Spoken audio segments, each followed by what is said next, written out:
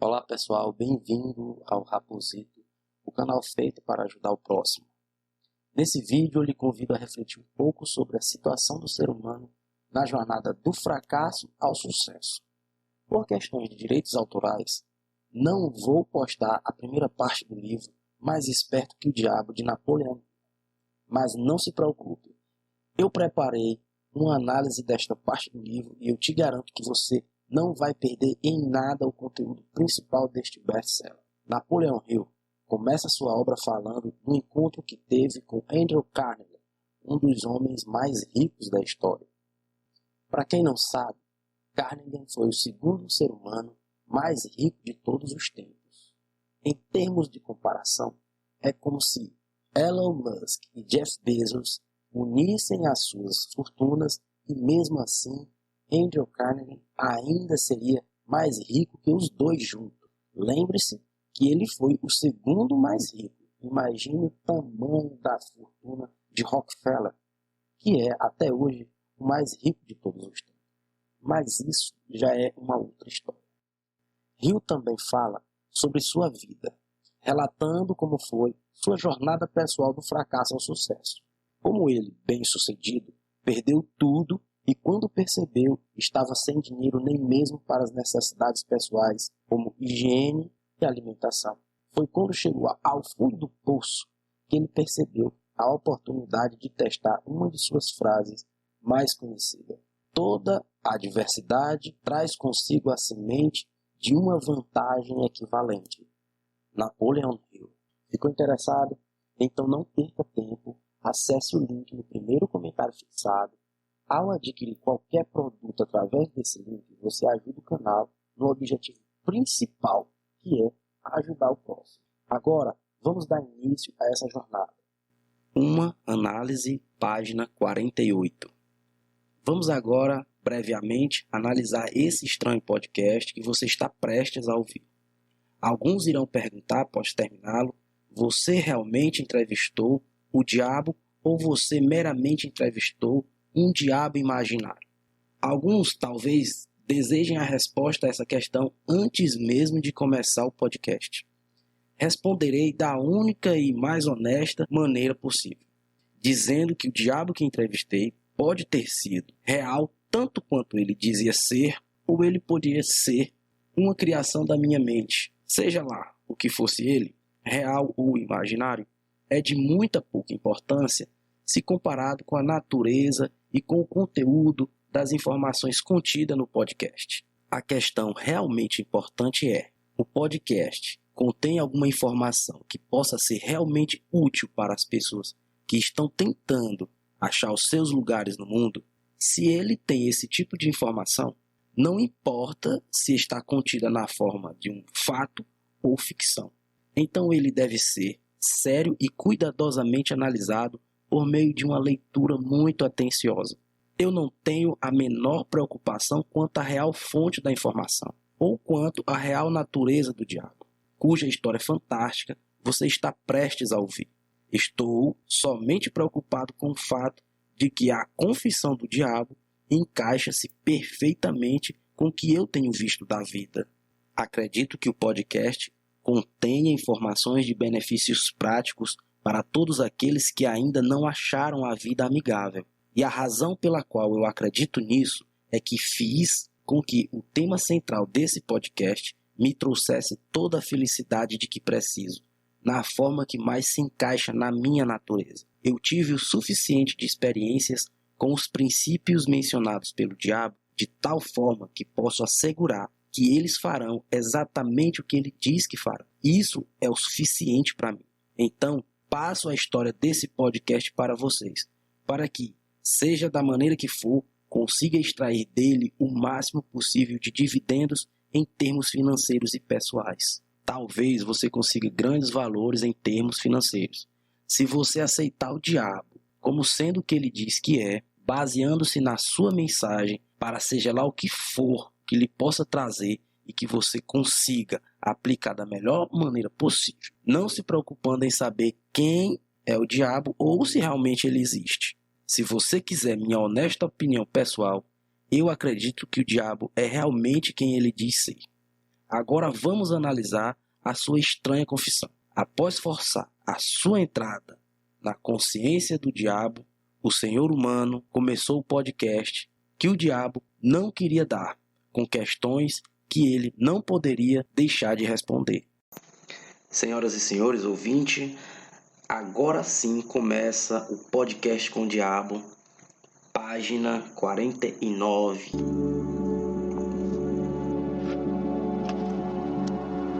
Eu descobri o código secreto pelo qual tenho acesso aos seus pensamentos. Vim aqui para lhe fazer algumas perguntas muito simples. Exijo que você me forneça com respostas diretas e verdadeiras. Você está pronto para a entrevista, senhor diabo? Sim, estou pronto.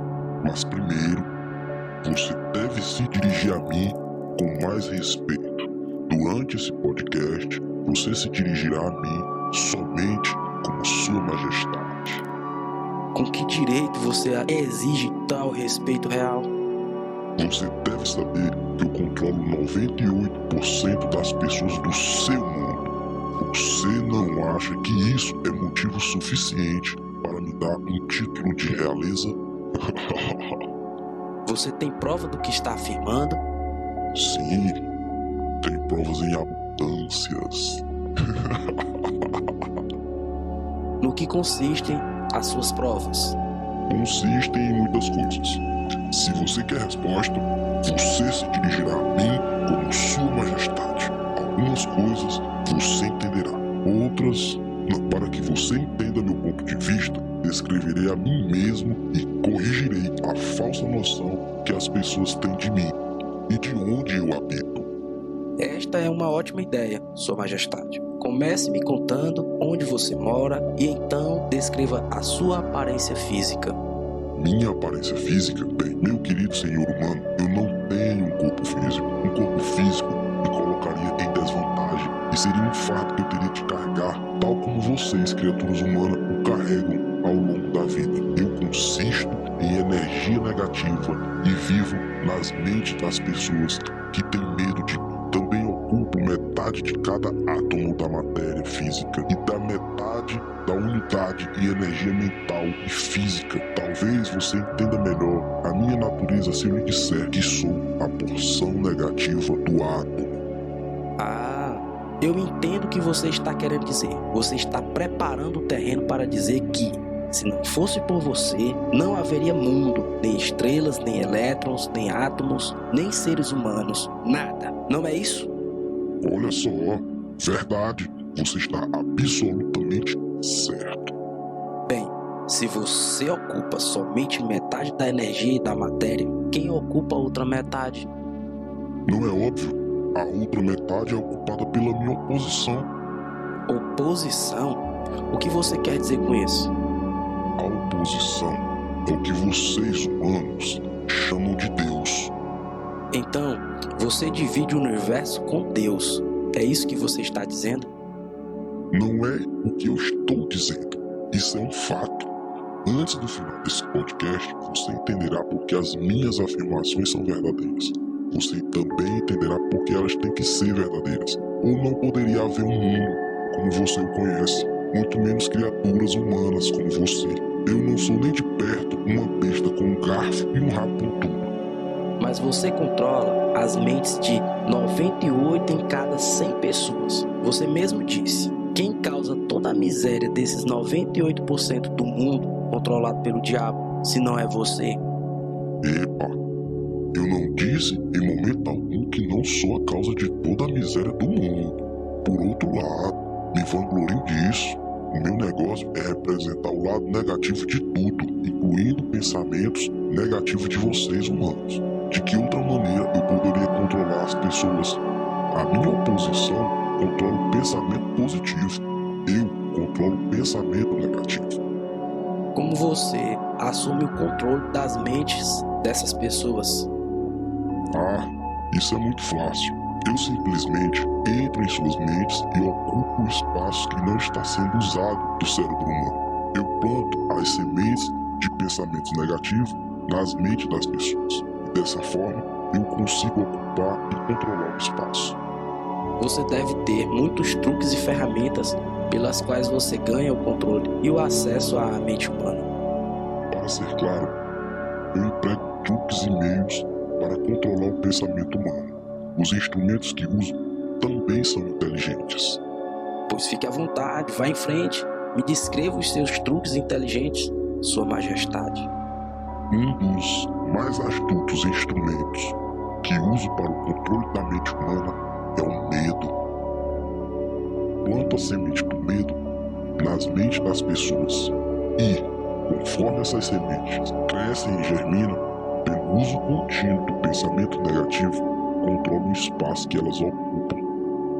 Os 6 medos mais efetivos são o medo da pobreza, o medo da crítica, o medo da perda da saúde, o medo da perda do amor, o medo da velhice e, por fim, o medo da morte. Qual desses 6 medos mais o ajuda a assumir o controle, Sua Majestade? O primeiro e o último, a pobreza e a morte. Em um momento ou outro durante a vida, amarro as pessoas com um deles ou até ambos. Planto esses medos na mente das pessoas de forma tão inexorável que elas acreditam que esses medos são sua própria criação. Realizo essa tarefa fazendo com que as pessoas acreditem que eu estou lá, no portão da entrada da próxima vida, esperando para julgá-las e puni-las por toda a eternidade. É claro que não posso punir ninguém, exceto na própria mente dessa pessoa, por meio de alguma forma de medo. Mas medo daquilo que não existe é tão útil para mim quanto o medo daquilo que existe. Todas as formas de medo ampliam o espaço que eu ocupo na mente humana.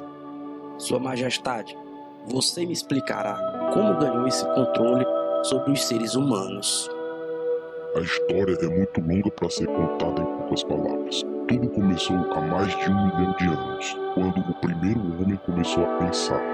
Até aquele momento, eu tinha o controle sobre todos os homens, mas inimigos meus descobriram o poder do pensamento positivo e colocaram nas mentes dos homens. Aí então começou uma batalha de minha parte para permanecer no controle. Até este momento, eu tenho me saído muito bem.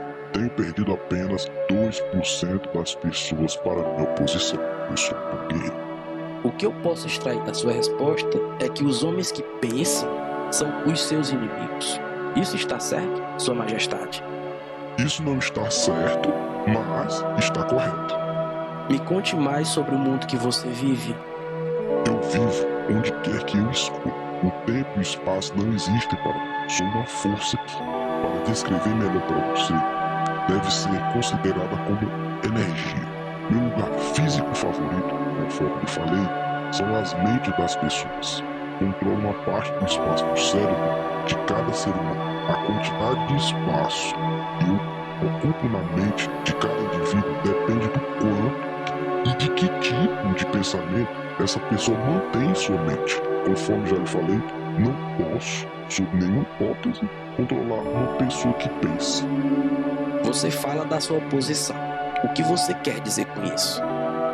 Meu oponente controla todas as forças positivas do mundo, tal como o amor, a fé, a esperança e o otimismo. O meu oponente também controla os fatores positivos de todas as leis naturais do universo, as forças que mantêm a Terra e os planetas e todas as estrelas de forma harmônica nos seus devidos cursos. Mas essas forças são ínfimas em comparação com aquelas que operam na mente humana, que está sob o meu controle. Como você pode ver, não tenho nenhuma intenção de controlar estrelas e planetas. Dá muito trabalho. Prefiro controlar as mentes das pessoas. É até mais divertido. Onde você adquiriu a sua força e de que maneira você a mantém? Adquiro a minha força me apropriando do poder da mente dos humanos, conforme eles passam pelo portal no momento de suas mortes. 98 em cada 100 que voltam para o meu plano, vindo do plano da Terra, são assumidos por mim, e o poder de suas mentes é acrescentado ao meu poder. Pego todos aqueles que vêm com qualquer forma de medo Estou constantemente trabalhando, preparando as mentes das pessoas antes da morte, de tal forma que eu possa me apropriar delas ao voltarem para o meu plano. Você me dirá como você realiza efetivamente esse trabalho de preparar as mentes humanas de tal forma que você possa ganhar o controle sobre elas. Tenho inúmeras maneiras de ganhar o controle das mentes humanas, enquanto elas ainda estão no plano da Terra. A minha maior arma é a pobreza. Eu deliberadamente desencorajo as pessoas a acumular riqueza material, porque a pobreza em si mesma tira a habilidade dos homens de pensar e os faz uma presa fácil. Outro grande aliado meu é a doença. O corpo doente desencoraja o pensamento. Aí então tenho milhares de trabalhadores na Terra que me ajudam a ganhar o controle das mentes humanas. Tenho esses agentes estrategicamente colocados em todos os lugares, independentemente de raça, credo ou religião. Quem são os seus maiores inimigos na Terra, Sua Majestade? Todos aqueles que inspiram as pessoas a pensar e agir de acordo com as suas próprias iniciativas são os meus inimigos. Homens tais como Sócrates, Confúcio, Voltaire, Emerson, Thomas Paine e Abraham Lincoln, Dr. Enéas. E você também não está me fazendo nenhum bem. É verdade que você usa os homens que possuem grandes riquezas? Conforme já lhe falei, a pobreza é sempre aliada, porque ela desencoraja a livre expressão de pensamentos e encoraja o medo nas mentes dos homens. Alguns homens ricos servem à minha causa, enquanto outros atrapalham muito, dependendo da forma como essa riqueza é utilizada. A fortuna do grande Rockefeller, por exemplo, é uma das minhas piores inimigas. Isso é interessante, Sua Majestade. Você pode me contar por que você teme a fortuna dos Rockefeller mais do que as outras? O dinheiro de Rockefeller está sendo usado para isolar e conquistar a cura de doenças do corpo físico em várias partes do mundo. A doença sempre foi uma das minhas armas mais eficazes. O medo da doença só perde para o medo da pobreza. O dinheiro de Rockefeller está ajudando na descoberta de novos segredos da natureza em centenas de modos diferentes, onde esses meios estão sendo utilizados para ajudar homens a terem total controle sobre suas próprias mentes. Esses meios estão encorajando novos e melhores métodos de alimentação, de vestiários, de habitação. Esse dinheiro está sendo usado para acabar com as favelas nas grandes cidades, lugares onde meus aliados favoritos são encontrados. Está também financiando campanhas por governos melhores e ajudando a acabar com a desonestidade na política. Está colaborando para melhorar os padrões de negócio no mundo, encorajando homens de negócio a conduzir suas empresas pela regra de ouro. Isso não é nada bom para mim. O que você pode me dizer sobre garotos e garotas que dizem que estão no caminho para o inferno? Você os controlam também? Bem, eu posso responder essa questão somente com sim e não. Corrompi as mentes desses jovens, os ensinando a beber e a fumar. Mas eles têm me surpreendido com uma tendência muito séria de pensar por si mesmo. Você diz que corrompeu as mentes dos jovens com álcool e cigarros. Consigo entender como a bebida alcoólica pode destruir o poder do pensamento independente, mas não consigo enxergar de que forma os cigarros podem ajudar na sua causa. Você pode não saber, mas os cigarros quebram o poder da persistência. Eles destroem o poder da resistência, acabam com a habilidade de concentração. Eles matam e diminuem a imaginação e ajudam em muitos outros meios para que as pessoas não usem as suas mentes da forma mais efetiva.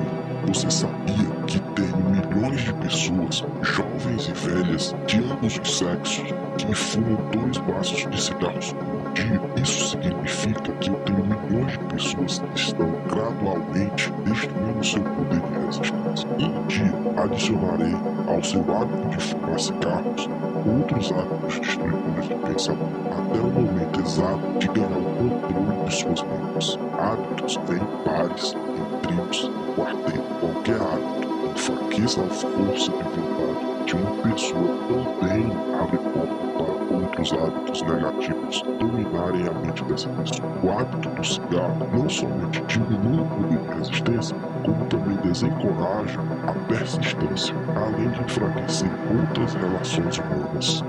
Nunca pensei que cigarros pudessem ser uma arma de destruição, Sua Majestade. Mas a sua explicação dá um novo enfoque no assunto. Quantos se entregam a esse hábito destrutivo de que você tanto se gaba? Estou muito orgulhoso dos meus números. Milhões agora são vítimas e o número cresce dia a dia. Em breve, devo ter a maior parte do mundo entregue a esse hábito. Em milhares de famílias, tenho seguidores desse hábito, incluindo cada membro da família. Garotos e garotas, muito jovens, estão se entregando a ele. Eles estão aprendendo como fumar apenas observando os pais, irmãos mais velhos e irmãs. Quais dos dois você considera a maior arma para ganhar o controle das mentes humanas? O cigarro ou a bebida? Sem hesitar, eu diria o cigarro, uma vez que eu consiga que um jovem se junte ao grupo de 2 maços por dia, não tem problema algum em induzir essa pessoa a começar a beber, a se esbaldar no sexo e todos os outros hábitos relacionados com a destruição do pensamento independente e da ação. Sua Majestade, quando comecei esse podcast, eu tinha uma noção totalmente errada a seu respeito. Pensava que você era uma fraude e um tanto quanto irreal, mas agora vejo que você é muito real e realmente muito poderoso. A sua desculpa é aceita, mas você não precisa se preocupar. Milhões de pessoas já questionaram meu poder e a maior parte delas eu peguei no meu portal assim que elas fizeram a passagem. Não peço que ninguém acredite em mim. Prefiro que as pessoas tenham medo de não somente conseguir tudo o que quero pela inteligência e pela força. Mendigar para que as pessoas acreditem nos meus princípios não faz parte da minha vida, e sim da minha oposição. Sua Majestade, por favor me perdoe se eu estiver sendo rude, mas eu não seria capaz de me olhar no espelho novamente se eu não lhe dissesse, aqui e agora, que você realmente é uma desgraça, porque se aproveita de pessoas inocentes. Sempre tive o conceito errado a seu respeito. Eu pensava que você era gentil o suficiente para deixar as pessoas em paz enquanto elas estivessem vivendo, que você torturava suas almas somente após a morte. Mas agora vi, pelas suas próprias palavras, que você destrói o direito ao pensamento e faz com que as pessoas vivam um verdadeiro inferno na Terra. O que você tem a dizer em relação a isso?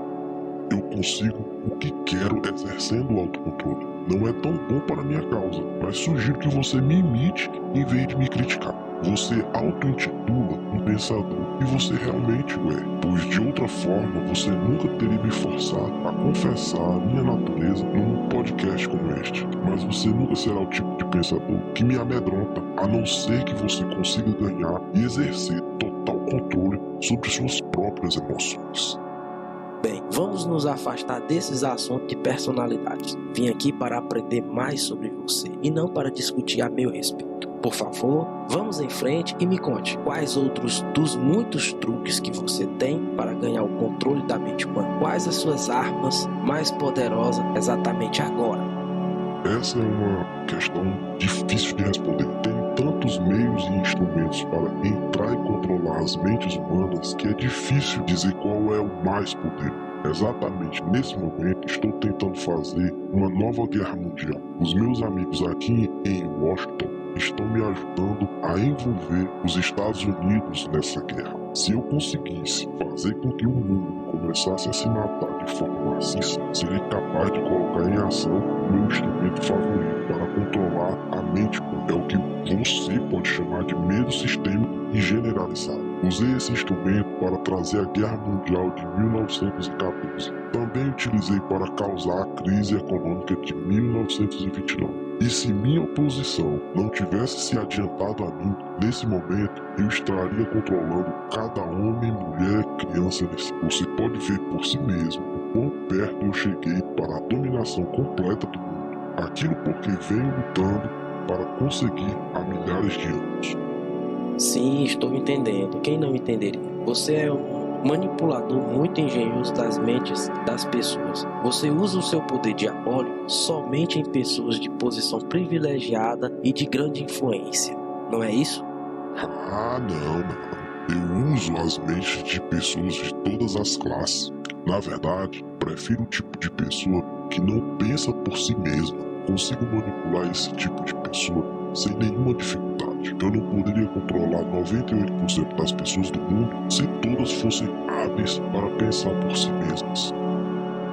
Estou interessado no bem-estar de todas aquelas pessoas que você descontrolar. Por isso, desejo que você me conte todos os truques utilizados para entrar e controlar as mentes. Quero uma confissão completa. Portanto, comece com o seu truque mais ardiloso. Isso que você está me forçando a fazer chama-se suicídio, mas eu não tenho o que fazer. Acalme-se, colocarei em suas mãos a arma pela qual milhões de co-irmãos seus poderão se defender de mim. E essa foi a primeira parte do podcast do livro Mais Esperto que o Diabo. Eu te convido a acompanhar essa playlist que eu irei fazer e já te peço que se inscreva, curta, comenta, compartilha. Isso é muito importante para o canal. E até os próximos vídeos.